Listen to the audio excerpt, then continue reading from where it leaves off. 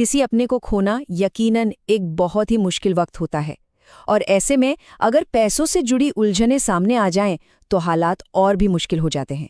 आज हम एक बहुत ही ज़रूरी सवाल पर बात करने वाले हैं। अगर किसी पर्सनल लोन लेने वाले की मृत्यु हो जाए तो उस लोन का क्या होता है? ये एक ऐसी जानकारी है जो हर परिवार के पास होनी चाहिए। तो सबसे बड़ा और सीधा सवाल यही है, लोन चुकाने की जिम्मेदारी क्या परिवार पर आती है या फिर बैंक उस लोन को माफ कर देता है? चलिए इस पूरी प्रक्रिया को स्टेप बाय स्टेप समझते हैं ताकि कोई कंफ्यूजन न रहे। अच्छा, तो सबसे पहले बात करते हैं बेस्ट केस सिनेरियो की, यानी सबसे आसान और सबसे अच्छी सिचुएशन क्या हो सकती है। और वो तब होती है जब लोन इंश्योरेंस से कवर्ड हो। आप इसे एक तरह का फाइनेंशियल सेफ्टी नेट समझ सकते हैं। तो ये लोन प्रोटेक्शन इंश्योरेंस आखिर है क्या? देखिए, ये एक पॉलिसी होती है जो बैंक अक्सर पर्सनल लोन जैसे अनसिक्योर्ड लोन्स के साथ लेने की सलाह देते हैं।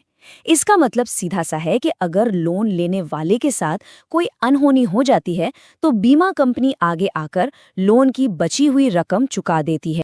इस केस में प्रोसेस बहुत ही सीधा साधा है।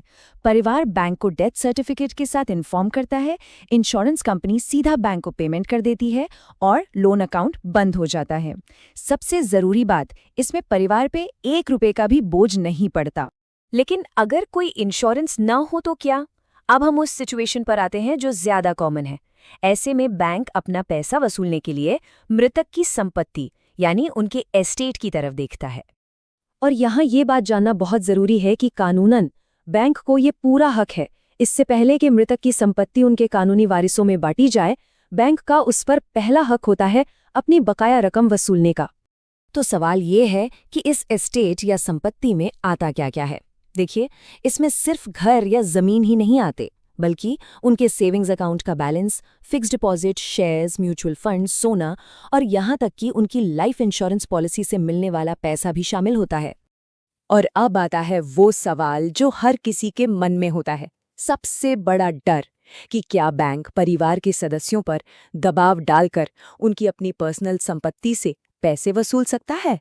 और अच्छी बात यह है कि इस सवाल का जवाब काफी राहत देने वाला है। कानून इस बारे में बिल्कुल साफ है। जैसा कि आप देख सकते हैं, बैंक परिवार के किसी भी सदस्य को उनकी अपनी पर्सनल प्रॉपर्टी या सेविंग्स से लोन चुकाने के लिए मजबूर नहीं कर सकता। तो इस फर्क को बिल्कुल साफ साफ समझ लेना चाहिए। एक तरफ है मृतक की संपत्ति जिस पर बैंक क्लेम कर सकता है, और दूसरी तरफ है परिवार की अपनी संपत्ति और बचत जिसे बैंक छू भी नहीं सकता। ये अंतर जानना सबसे जरूरी है। तो फिर सोचिए, अगर किसी के नाम पर कोई संपत्ति हो ही ना, तब क्या होगा?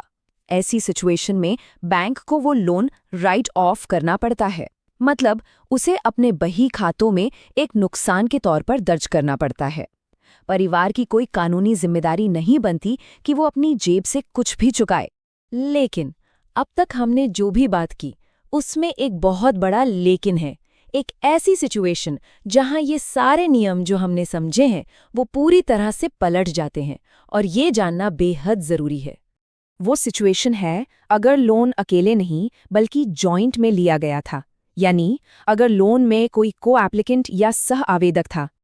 अब ये को एप्लीकेंट कौन होता है? सीधी सी बात है, ये वो इंसान है जो मेन बोरोवर के साथ मिलकर लोन के लिए अप्लाई करता है, और कानूनी तौर पर लोन चुकाने की जिम्मेदारी दोनों की बराबर होती है। तो इसका मतलब क्या हुआ? इसका मतलब ये है कि प्राइमरी बोरोवर की मृत्यु के बाद लोन चुकाने की पूरी जिम्मेदारी को एप्लीकेंट के कंधों पर आ जाती है। उन्हें ही लोन की बची हुई ईएमआई भरनी पड़ती है। इस मामले में कोई छूट नहीं मिलती। तो ठीक है, अब जब हमें नियम पता चल गए हैं तो ये समझते हैं कि ऐसे मुश्किल हालात में परिवार को असल में करना क्या चाहिए। घबराने की जगह कुछ सही और ज़रूरी कदम उठाना बहुत ज़रूरी है। तो यहाँ कुछ बहुत ज़रूरी स्टेप्स दिए गए हैं। पहला, बिना देर किए बैंक को डेथ सर्टिफिकेट की कॉपी देकर आधिकारिक तौर पर सूचित करें। दूसरा, तुरंत पता लगाएं कि लोन पर इंश्योरेंस था या नहीं।